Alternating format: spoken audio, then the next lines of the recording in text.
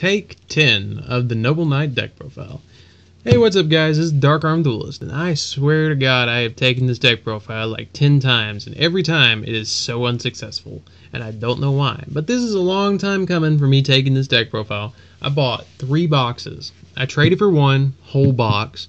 My best friend bought me 1 box, and I bought 1 box myself. But anyways, I just want to give a shout out to Todd. Thank you, man, for helping me get this. I really appreciate it, and thank you, Jeremiah, for trading me the box. But let's get into this, and let's see what I'm playing. I'm playing 1 copy of Blackluster Soldier, because I play 5 dark targets in this deck. It's awesome, awesome, awesome in this deck.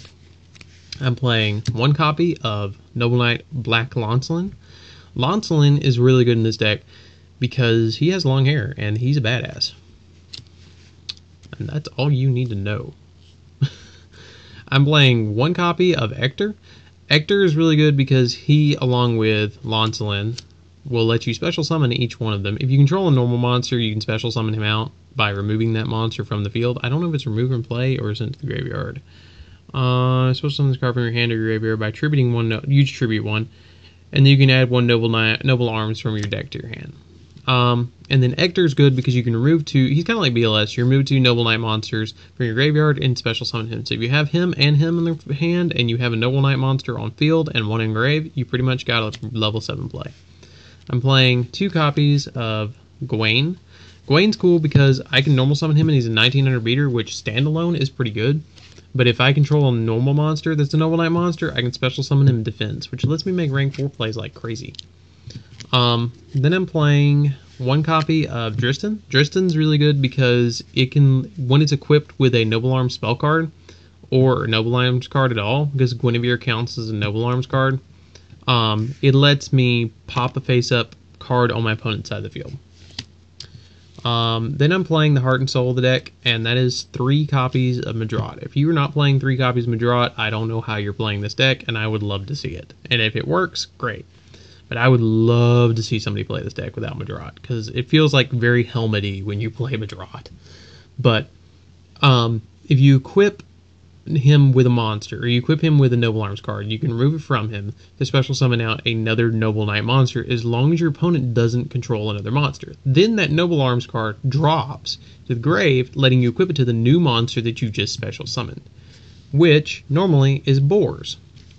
Boars' effect is you can target, when he's equipped with a Noble Arms card, you can target 3 Noble Arms spell cards in your deck and shuffle them together. Then your opponent picks 1 of the 3 and sends the other 2 to the grave, and you add the one that they chose to your hand, but they don't get to see them, and neither do you, besides when you select them. And he becomes level 5 when he's equipped. So the 1 card that you equip to Madrat then gets equipped to Boars when he's special summoned. Then you have 1 in your hand, which can re-equip to Madrat, making them both level 5. Then you can overlay into Artorgus. And then the other cards that were sent to the graveyard get equipped to Artorgus when he's special summoned, making him have 4 spell cards equipped to him, making him a badass. Anyways, continuing. I play 1 Bedwear because he's a foolish burial, pretty much, 4 Noble Arms cards, and his artwork is just amazing. I just love his artwork. I'm playing 1 Gualchavad. Gualchavad's really cool because if I send a Noble Arms card from him that's equipped to him to the graveyard, I can add another Noble Knight from my graveyard to my hand, which if I have, for instance, Boars or something that I want back, I can just, play him, play Noble Arms, send it to the grave, and then, go off with my play. And then I'm playing another card that I consider to be a heart and soul of the deck, is Merlin. I always want to play 3 Merlins, because Merlin looks awesome. And he searches your entire deck for any Noble Knight monster that you choose. And he is really awesome because of that. He has 2 other effects, but they're kind of irrelevant. They have to do with letting you XZ or Synchro on your opponent's turn with existing cards on the field, but really all you're going to really do with him is search and remove him for BLS. Then you play 2 Guinevere's. Guinevere is considered a Noble Arms spell card, in my opinion, because she really isn't going to come in that handy unless you do equip her as a Noble Arms. spell card, and I will let you guys go ahead and look up the effects of her, because I don't really remember. I know that if it's a light monster she's equipped to, it's destroyed instantly. It's like a catastor. And if it's a dark monster, you can destroy this card instead of her, or instead of the monster that's going to get destroyed. And the monster it's equipped gains 300 attack, which is pretty good. I think that's the effect. I can't really remember. Lady of the Lake, because we need a tuner for our synchros. And then 2 effect veilers, because sometimes you just need to negate effects. A lot of things you're not going to come into problems with Artorgus, because a lot of your cards are going to protect Artorgus. It's kind of, this deck took Protect the King to a whole new level. Like a whole new level. Then you play 1 Foolish Burial, because Foolish Burial is awesome in this deck. You send either your Lady of the Lake or your, what's his name, Launcelin. You send Launcelin to grave. And then I play 2 MSTs, because back row. I play 3 more Searchers of the deck, so you have like 9 Searchers in the deck, and that's 3 Rhodas.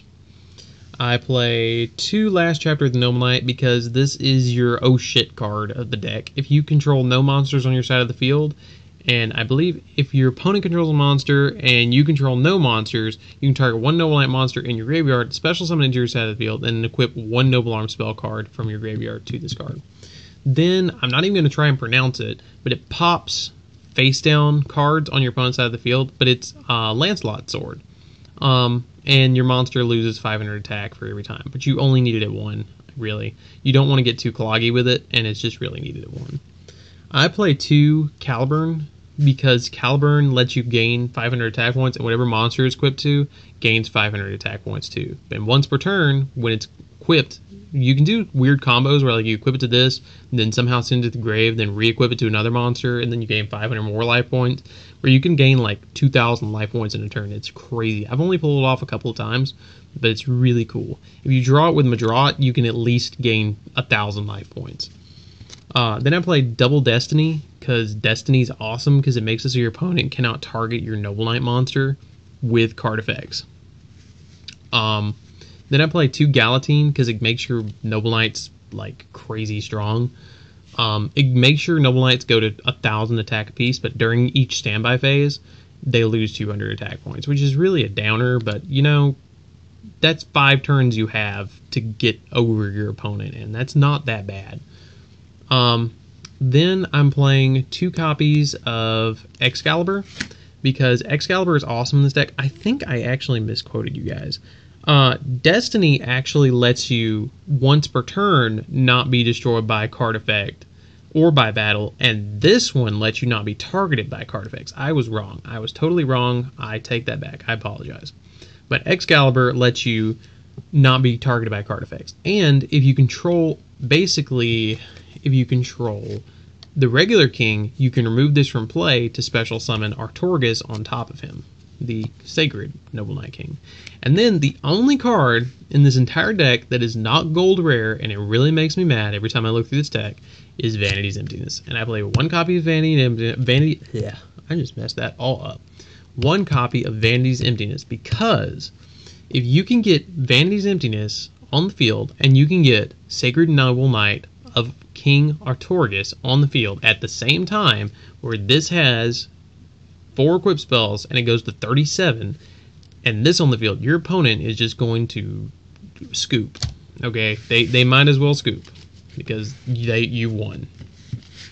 But like I said, protect the king deck. Get this guy out, you win the majority of the games. But let me put something on cool on top, which I think I'm going to put my favorite card, and that is Ignoble Knight of Black Launcelin. And then let's get into the extra deck, guys. I play 2 copies of, well, that was not 2 copies of what I wanted it to be.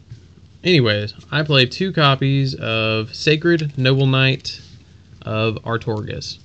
And then I play 2 of the regular guy. I don't know where the other one went. Every time I take this deck profile, this deck gets messed up. There he is. He was mixed up in the other cards. This deck profile is like a curse to me. Every time I try and take this deck, it does not want to go right. It always wants to mess up. But I'm going to play through. And then I play 1 Gaia Charger, because you do play rank 5s in this deck. 1 Volcasaurus, because you need to pop stuff sometimes. but I'd like to make this more. And this lets you deal damage, so it's kind of cool. But typically you're just going to go for either the Sacred one or the lower one. I play 1 Pleiades, because Pleiades lets you bounce. 1 Dark Rebellion, because it's a big beater in case you can't make your king. 1 101, because of situations you might need it. 1 Castel, because again, you're probably going to need this more than you're going to need 101. I play 1 Exciton Knight, because sometimes you just need to blow up the field. 1 Laval Chain, because sometimes, again, you need to send stuff to the grave.